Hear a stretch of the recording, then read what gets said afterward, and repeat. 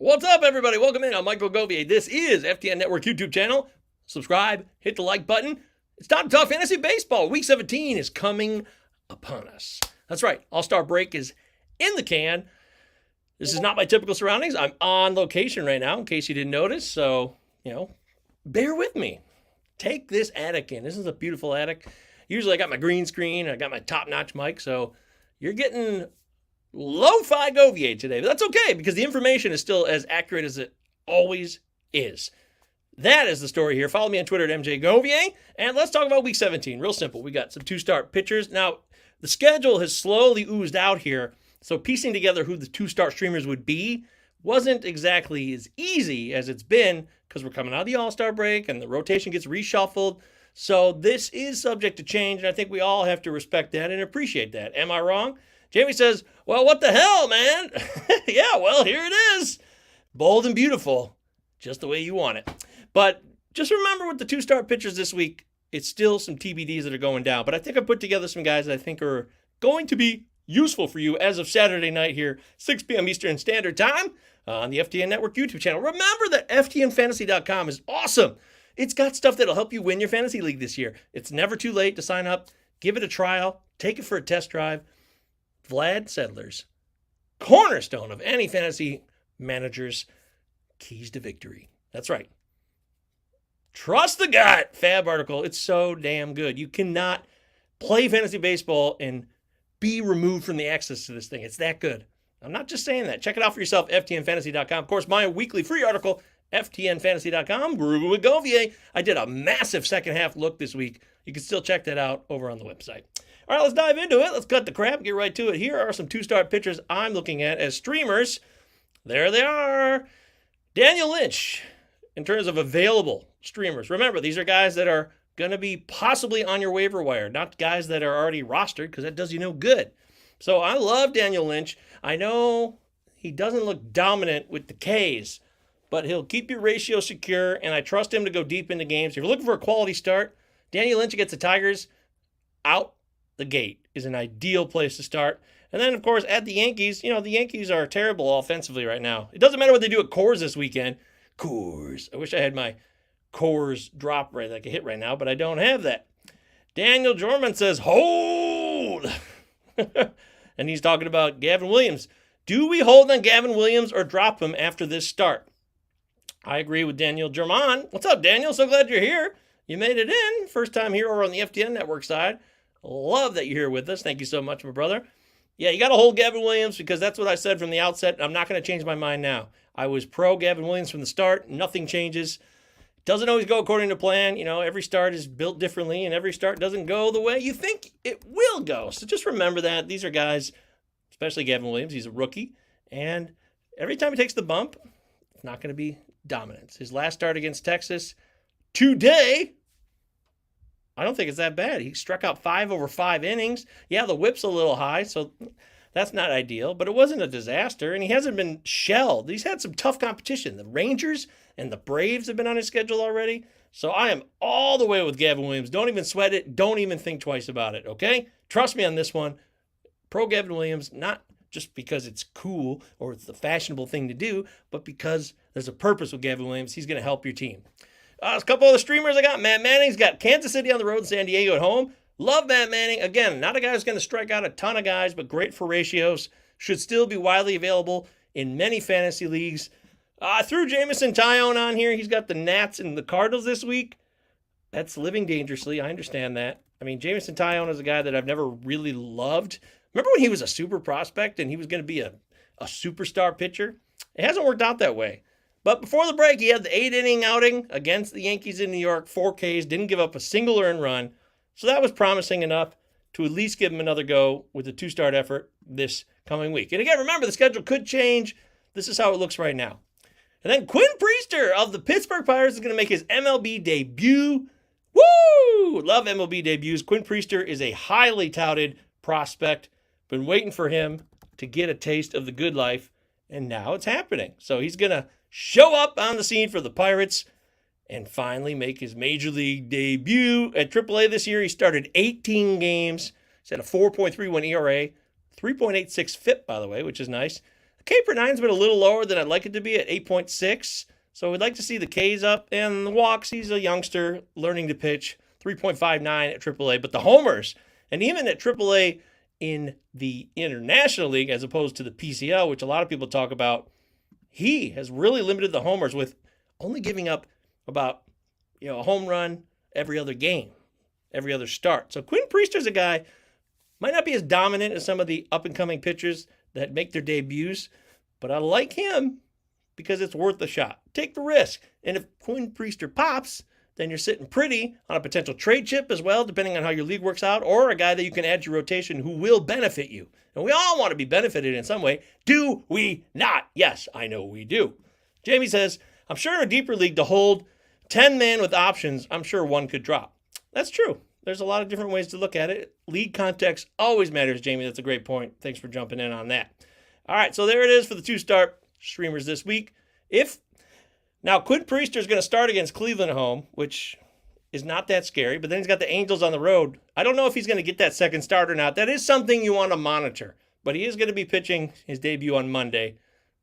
Keep an eye out on Quinn Priester. And then Brandon Williamson for the Reds. He's got the Giants and the Diamondbacks at home. 2 home starts at Great American Bozo Park.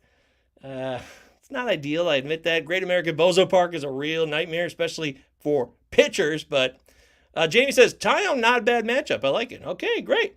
Anthony wants to know, how's Jimmy? Who's Jimmy? Did I miss out on who Jimmy is? Quinn Priester on Pittsburgh. Booyah. That's right. It's going to be awesome. Looking forward to that. All right, let's take a look at some hitters now here on the Week 17 prep for Fantasy Baseball. I'm Michael Govier. It's the FTN Network YouTube channel. Hulk smash the like button. Yeah, you know the drill there. Here we go. Joey Meneses is coming alive. He's made the change. He's hitting the ball in the air, and what do you know? It's going out of the ballpark. What a shocker. But he's still widely available in a lot of Yahoo leagues, so that's why I put him on the list.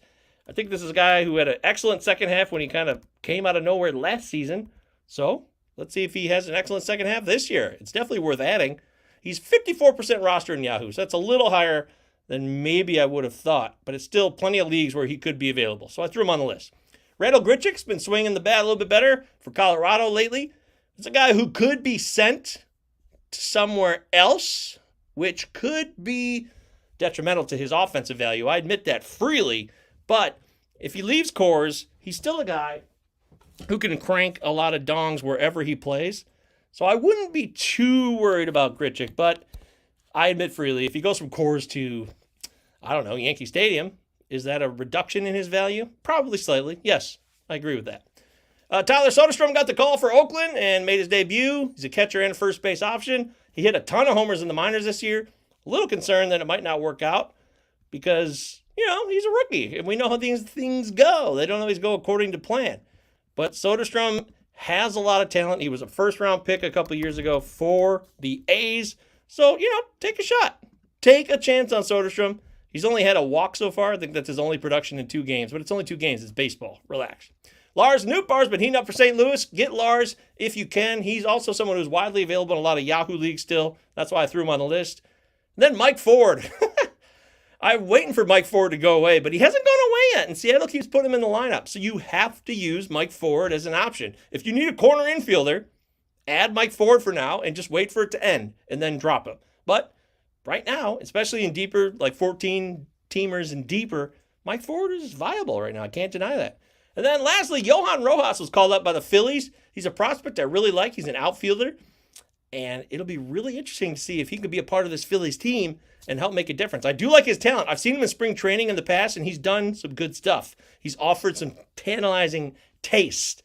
Tiny, tiny taste. But he's a rookie, and you got to keep an eye on these things, especially with Philadelphia, who is in the playoff hunt. They might make a trade, and then Rojas goes back down. Just keep an eye on things, but he's worth a spec at minimum. Over here in the comments, Daniel wants to know, when do you cut ties with Anthony Rizzo? Would you prefer Riley Green, Lars Nootbaar, or someone else? Or keep Rizzo and continue to keep your fingers crossed? Rizzo's a guy I looked at hard during the All-Star break. And when I wrote my Groovin With Govier article, I really was like, boy, should I include him in this one or not? Because he looks like a guy, and we know Rizzo's track record, that he could produce. And the Yankees have just been abysmal offensively. Do we have to wait for Aaron Judge to come back for Rizzo to be viable? We don't really have time for that. So what is the league size? That's a good question, Jenny. Are we talking 12 team? I think you could cut Anthony Rizzo in a 12 teamer actually, but nothing deeper. I wouldn't cut Rizzo in anything deeper than a 12 teamer. I do prefer Lars Nootbaar. Yeah, I do. I would. And Riley Green, I like Riley Green a lot, but I'm not so sure I would cut Rizzo for Green just yet. It depended if you needed other categories. If it's a OBP league, Rizzo's much more valuable than Riley Green. I have to admit that freely. Anthony says, Mike's related to Whitey Ford. Is that true? I didn't know that. Mike Ford? That's awesome. That's breaking news. Mike Ford hit a dong last night, says Jamie. Picked up Ford last week. Already 20-man league, though. Well, that's a great call. Daniel says his league with Rizzo is a 10-teamer. Yeah, I would cut Rizzo in a 10-teamer for sure. Absolutely. Even though he says it is OBP. A little more value, but it is redraft. In a 10-teamer, you could cut Rizzo and feel good about it. I really think there would be a lot more options than Rizzo in a 10-team waiver wire. I feel good about it without even seeing your waiver wire or your free agent, class right now. Daniel says he also needs home runs and power, RBI category. Woo, that's a little bit tougher because you want that from Rizzo. But right now, I try to write in 10-teamers. You have the ability to pick up guys who are hot, catch the hot guys, and ride them. You don't have to be stuck with a guy like Rizzo who's not producing. In 10-teamers specifically, 8-teamers as well. Really shallow leagues, that's different. But that's the only place where you can do that, really. Maybe 12-teamers, but it gets a little more tricky in that arena. Otherwise, I think you can move on. I really do. And I don't love saying it, but how much longer can you wait for Anthony Rizzo to come around and make a difference on your team? I mean, if you look at his stats, he's the kind of guy right now who's putzing around. He's waiting for something. Is he having back issues? Is he just old now? He's 33 years old. He's played a lot. He's had a lot of problems over his career with his body. But, I mean, at a 347 OBP, walk rate's down a tad this year, 9%. K rate's up too. That's something that concerns me. Rizzo's K rate's up to 22%. He's got a career K rate of 16. I don't like that. I don't like where this thing's going right now. He's had a great year last year with the 32 home runs, but that was the first time he hit 30 bombs since 2017, folks. 2017. Yeah, I'm cutting Rizzo. That's it. Bottom line. Locking it in. Booyah. Thank you, says Daniel. You got it, brother. Anytime. Jamie says, Yanks need Judge back soon. I need him back as well. I'm sure everybody who's waiting on Judge needs him back. Yeah, you're not alone, Jamie. There you go. All right, so I gave you some hitters to add this week. Fresh week of baseball. Second half is in full swing. The second half charge is underway. I love it. I can't wait to see how this season shapes out. Who's going to take the crown? Who's going to win their fantasy titles? Oh, so much to look forward to. Make sure you're sticking here every week.